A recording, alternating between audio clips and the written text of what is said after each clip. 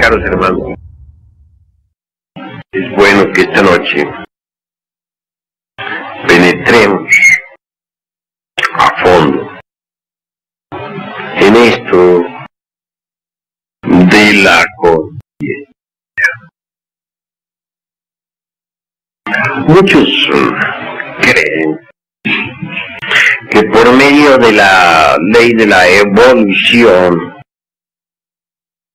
se puede llegar a la autorrealización íntima del ser.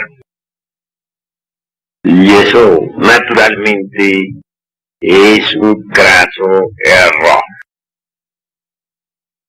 Nosotros no negamos la ley de la evolución. Es obvio que esta existe.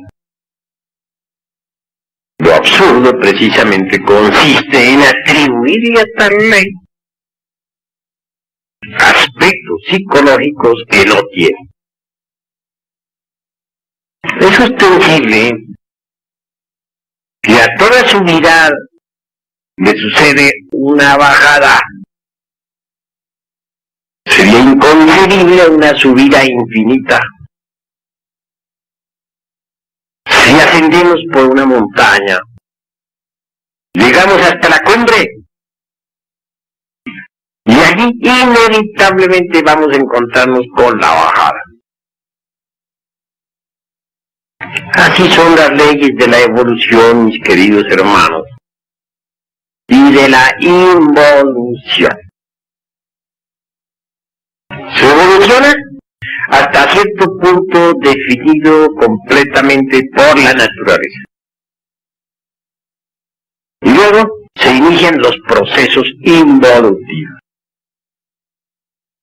Observen ustedes lo que sucede en una planta. Es obvio que cuando la semilla germina, la evolución está en marcha. Y conforme va creciendo el tallo, se puede apreciar la fuerza impulsiva evolutiva de la naturaleza. Esta evolución continúa en la planta, en el vegetal, hasta dar fruto, reproducirse, etc. Más tarde, a través del tiempo, inicia sus procesos involutivos, y entonces vemos cómo las hojas se van marchitando, hasta que por último, la planta, aquella tan hermosa, se convierte en un montón de leños. Esa es la fuerza de tipo involutivo. Vean ustedes, mis queridos hermanos, lo que sucede en los seres humanos. Es obvio que dentro del vientre existen en la mujer procesos evolutivos cuando está gestando. La criatura cuando nace está en evolución. Como me pasa por los procesos de la niñez, la adolescencia, juventud, madurez, hay procesos evolutivos. Mas luego, a estos se suceden los procesos involutivos. Entonces vemos cómo la persona va poco a poco envejeciendo, marchitándose como si fuese una planta en proceso ya de deterioro, y por último envejece y muere. Esa es la cruda realidad, hermano. Pero atribuirle a estas leyes de la evolución e involución aspectos psicológicos que no tienen es equivocado, absurdo. Cuando uno lee todas las teorías que existen sobre evolución, se da cuenta de lo artificioso que es tal dogma. La mente humana se ha deteriorado tanto que ya ni siquiera saben ver los procesos destructivos e involutivos en grandes escala. Obsérvese a los pensadores actuales. Caen en absurdos tan tremendos como atribuirle, por ejemplo, a la ley de la evolución los procesos destructivos y también de tipo involutivo. Es el colmo del absurdo. Atribuirle a la evolución procesos involutivos, atribuirle a la evolución procesos degenerativos, procesos de deterioro. Pero así es. La gente se ha embotellado totalmente en este dogma de la evolución. Lo que necesitamos nosotros, mis caros hermanos, es apartarnos de esas leyes mecánicas de la naturaleza. Apartarnos de las leyes de la evolución y de la involución. Tales leyes constituyen el eje mecánico de toda esta maquinaria que llamamos naturaleza. Pero si nosotros nos apartamos de esas dos leyes mecánicas, continuaremos metidos dentro del samsara. Es decir, dentro de esta rueda trágica de vidas y de muertes. Necesitamos meternos por la senda de la revolución de la conciencia. Esta senda se aparta de las leyes de evolución y de involución.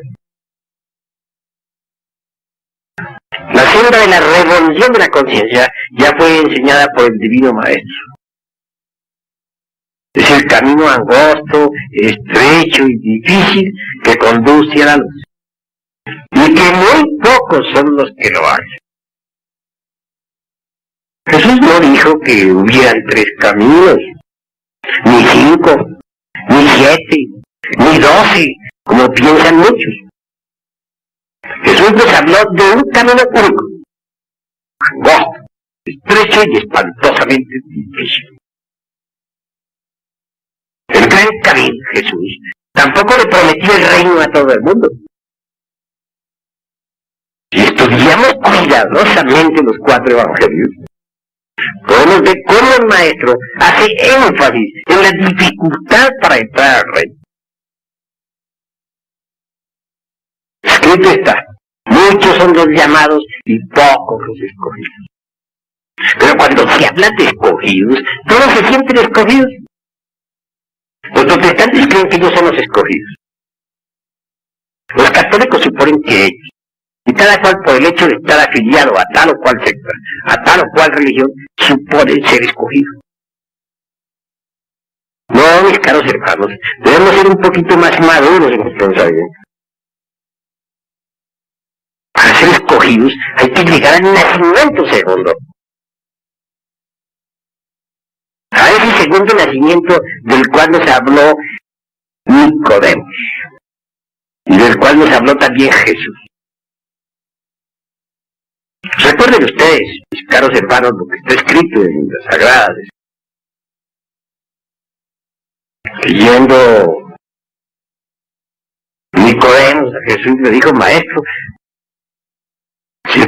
ciertamente se ve que eres pues un enviado de Dios y no podrías hacer tales o cuales milagros. Y Jesús le respondió a Nicodemo, es necesario que nazcas de nuevo para poder entrar al reino de los cielos. Nicodemo se sorprendió, no entendió. Y Jesús le aclaró diciendo, ¿eres el maestro de Israel y no sabes de estas cosas? En verdad os digo, que lo que nace de carne, carne es, lo que nace de espíritu, espíritu es. Es necesario que nazcas de nuevo para poder entrar al reino de los cielos. Es decir, si uno no llega al nacimiento segundo, tampoco puede entrar al reino. Lo importante es llegar a ese nacimiento segundo. No se llega con puras teorías, ni a base de puras creencias intelectuales. Se necesita algo más. La naturaleza habla por sí. Veamos las plantas. Veamos todas las criaturas. El nacimiento es algo perfectamente natural. Y el nacimiento segundo se basa en las mismas fuerzas de la naturaleza. Muchas veces hemos hablado ampliamente sobre lo que son los tres factores de la revolución de la conciencia. Morir, sí, es necesario morir. Debe morir el ego, el mí mismo, el sí mismo, el yo. Nacer, es obvio que se necesita nacer. Deben nacer en nosotros los cuerpos solares. Porque solo así podemos encarnar al ser. Sacrificio por la humanidad es amor. Debemos sacrificarnos por todos los millones de seres que pueblan el mundo. Esos son pues los tres factores de la revolución de la conciencia. Jesús lo sintetiza diciendo: el que quiera venir en pos de mí, niéguese a sí mismo, tome su cruz y sígame. Negarse a sí mismo significa disolver el ego, el yo, el mí mismo. Tomar la cruz, echarla sobre nuestros hombros, significa trabajar en la forja de los siglos, en la novena esfera, porque la cruz es eminentemente falsa. Seguir al Cristo es amor, sacrificio por nuestros semejantes. Necesitamos trabajar intensivamente con los tres factores. Solo así es posible llegar a la autorrealización íntima del ser. Mas las gentes creen que únicamente por medio de la evolución llegamos a esa autorrealización. Ahí es donde está precisamente lo equivocado. Porque la autorrealización no puede ser el producto de una mecánica, aunque ésta sea de tipo evolutivo. Esta gran mecánica de la naturaleza, evolucionando, pudiera llevarnos hasta la liberación final, pues sería tanto como creer que Dios es un tirano. Porque eso de tener que uno ir a la fuerza a donde no quiere ir, pues es absurdo. Son millones los que no quieren ir ni así lo mismo. ¿Por qué se les ha de llevar a la fuerza? Muchas gentes, por ejemplo, no quieren las enseñanzas esotéricas. ¿Por qué quiere alguien que dárselas a la fuerza? Es necesario cambiar, pero ¿por qué tiene que cambiar la gente a la brava? Si la mecánica evolutiva ha de cambiar a las gentes a la fuerza, entonces Dios es un tirano. Eso es absurdo. Dios no es ningún tirano. Dios a cada cual le da libertad para que siga el camino que quiera. A nadie esclaviza. Respeta el libre albedrío de cada cual.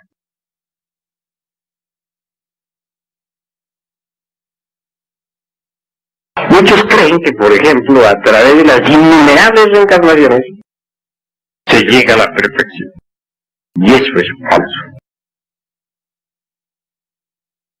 Ya las gentes no saben distinguir entre lo que es reencarnación y lo que es retorno.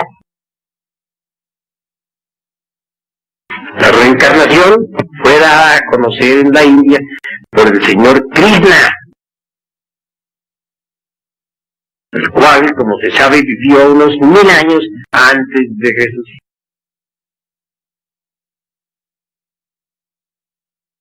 Pero Krishna no dijo que todos los seres humanos se reencarnaran. Krishna enseñó que solamente los dioses, los devas, los semidioses, los titanes, etcétera, son los llamados a reencarnarse. Esto parecerá a muchos extraño, pero así es. Para reencarnarse, ante todo, se requiere una individualidad definida. Y los seres humanos no tienen una individualidad definida.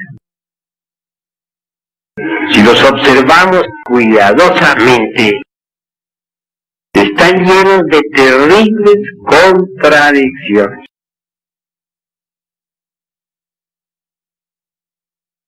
Cada cual sabe que en sus adentros lleva muchas contradicciones y trata de enmendarlas. Naturalmente,